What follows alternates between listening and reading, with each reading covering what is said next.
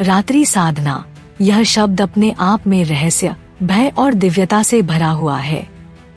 सदियों से तांत्रिक परंपराओं में रात्रि साधना का उल्लेख अत्यंत गूढ़ माना गया है। जब संसार सो रहा होता है, तब कुछ साधक अपने भीतर की सुप्त शक्तियों को जगाने के लिए अंधकार में प्रविष्ट होते हैं। यह वही समय होता है जब ब्रह्मांड की ऊर्जा शांत होती है, जब दिव्य और अदृश्य लोकों के बीच की सीमाएं पतली हो जाती हैं, और जब साधक का मन बाहरी विचलनों से मुक्त होकर भीतर की ओर केंद्रित हो सकता है। परंतु यही वह समय भी है जब गलती करने पर साधक को सबसे भारी मूल्य चुकाना पड़ सकता है। मध्यरात्रि की साधना, यह केवल जप या ध्यान का अभ्यास नहीं है। यह एक ऐसा द्वार है जो साधक को या तो देवत्व की ऊंचाई तक पहुंचा देता है या फिर गहराई में गिरा देता है। यह मार्ग केवल उन लोगों के लिए है जो मानसिक रूप से स्थिर, ऊर्जात्मक रूप से शुद्ध और गुरु कृपा से समर्थ हैं। रात्रि का समय विशेष क्यों माना गया है? क्योंकि प्राचीन तंत्रों के अनुसार सूर्यास्त के बाद पृथ्वी की ऊर्जा नारी तत्व शक्ति में परिवर्तित होने लगती है और मध्यरात्रि में यह शक्ति अपने चरम पर होती है। इसी कारण तंत्रशास्त्र में रात्रि को महानिशा कहा गया है, वह समय जब साधक सीधे ब्रह्मांड की चेतना से जुड़ सकता है। इसी समय की साधना में शक्ति, सिद्धि और ब्रह्मज्ञान की संभावनाएं सर्वाधिक होती हैं। परंतु यही रात्रि जहां ऊर्जा अत्यंत तीव्र होती है, वहीं साधक के मन की अस्थिरता भी खतरनाक परिणाम ला सकती है। जब साधक का मन भय, वासना या मोह से भरा होता है, तो रात्रि की तीव्र ऊर्जा उसे और गहराई में धकेल देती है। इसी कारण कहा गया है कि अज्ञानी के लिए रात तमोगुण है और ज्ञानी के लिए वही रात परब्रह्म का द्वार। रात के समय साधना करने से पहले साधक को अपने चारों ओर एक ऊर्जात्मक कवच बनाना होता है। दुर्गा सप्तशती के पाठ, हनुमान चालीसा या भैरव स्तोत्र का जप करने से यह कवच बनता है जो नकारात्मक शक्तियों को दूर रखता है। क्योंकि रात्रि वह समय है जब सूक्ष्म जीव, असुरिक ऊर्जा और भूत प्रेत जैसी अदृश्य संस्थाएं अधिक सक्रिय होती हैं। इन ऊर्जाओं का प्रभाव उस साधक पर अधिक होता है जिसका मन अस्थिर या कमजोर है। प्राचीन ग्रंथ जैसे कि रुद्र यामल तंत्र और कुलार्णव तंत्र कहते हैं कि मध्यरात्रि की साधना केवल उन्हीं को करनी चाहिए जिन्हें गुरु ने दीक्षा दी हो। यह दीक्षा केवल मंत्र की नहीं होती, बल्कि एक ऊर्जात्मक अनुग्रह होती है जो साधक को सुरक्षा प्रदान करती है।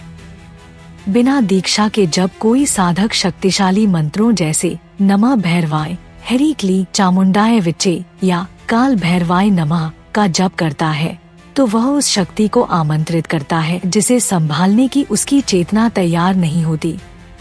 यही कारण है कि अनेक बार साधकों ने अनुभव किया है कि रात की साधना के बाद उनके घर में अचानक ऊर्जा का बदलाव हुआ, स्वप्न भयावह हो गए या किसी अदृश्य उपस्थिति का अनुभव होने लगा।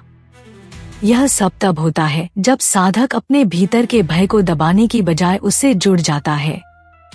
मध्यरात्रि की साधना के कुछ विशिष्ट नियम बताए गए हैं जिन्हें हर साधक को पालन करना चाहिए। पहला, साधना से पहले स्नान करके शुद्ध वस्त्र पहने। विशेष रूप से काले या लाल रंग से बचें क्योंकि ये रंग रात्रि ऊर्जा को आकर्षित करते हैं। दूसरा, दीपक या घी का प्रकाश अपने दाहिने ओर रखें ताकि अग्नि तत्व सक्रिय रहे और नकारात्मक ऊर्जा प्रवेश न कर सके।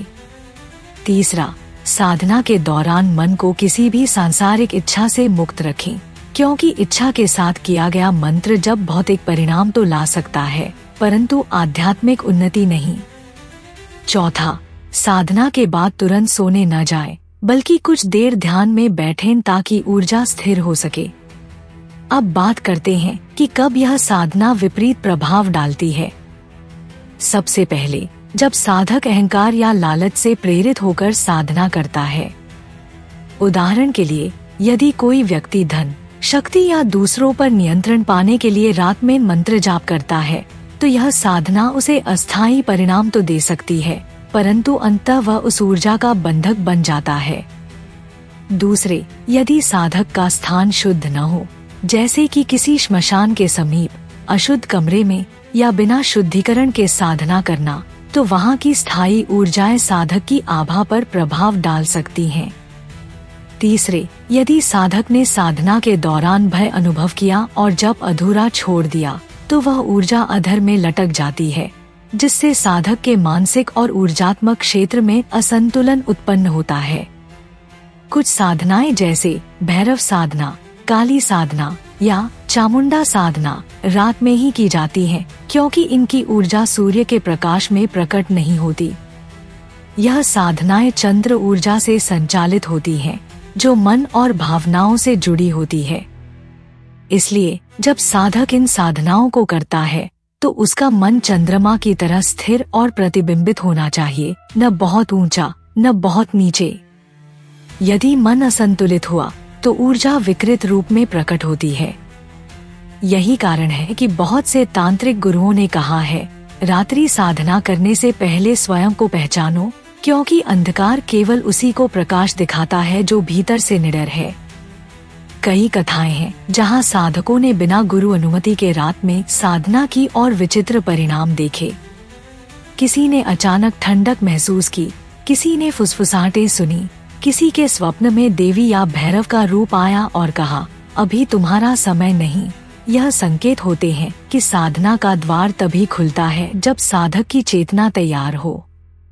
वहीं जिन साधकों ने गुरु की कृपा से साधना की, उन्होंने बताया कि उनकी कुंडलिनी धीरे धीरे जागृत हुई, भीतर से एक प्रकाश का प्रवाह हुआ और भय का स्थान असीम शांति ने ले लिया।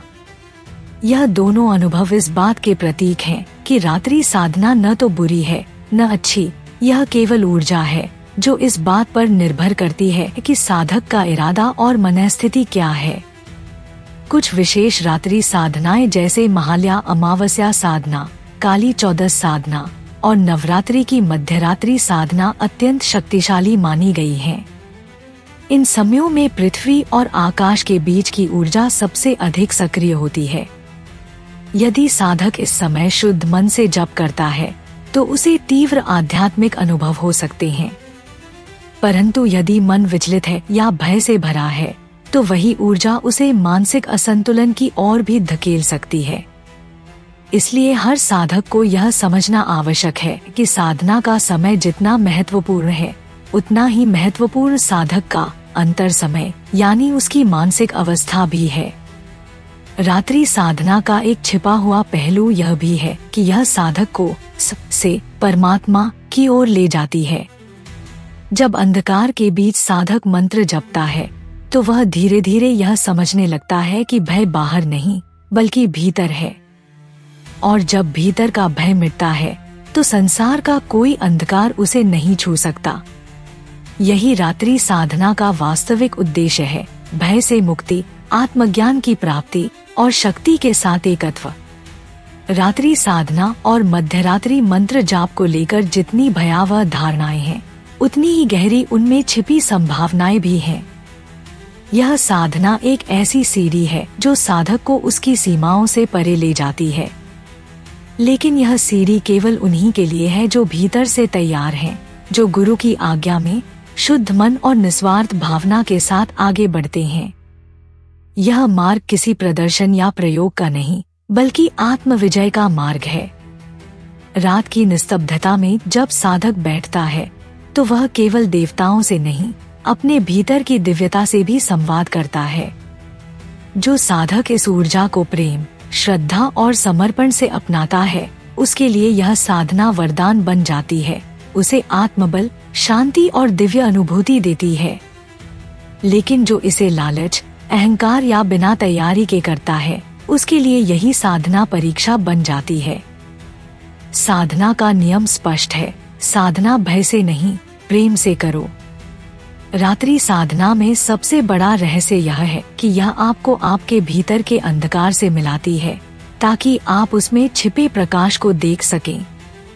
जब साधक भय पर विजय पाता है तो वही अंधकार उसका गुरु बन जाता है। तब उसे समझ आता है कि रात्रि कोई शत्रु नहीं बल्कि ब्रह्मांड की सबसे गहन शिक्षक है। अगर आपको यह रहस्यमय साधना ज्ञान पसंद आया तो इस वीडियो को लाइक करें, शेयर करें और ऐसे ही प्राचीन तांत्रिक रहस्यों को जानने के लिए हमारे चैनल सनातन संसार एआई को सब्सक्राइब करें। जय भैरव, जय मां काली।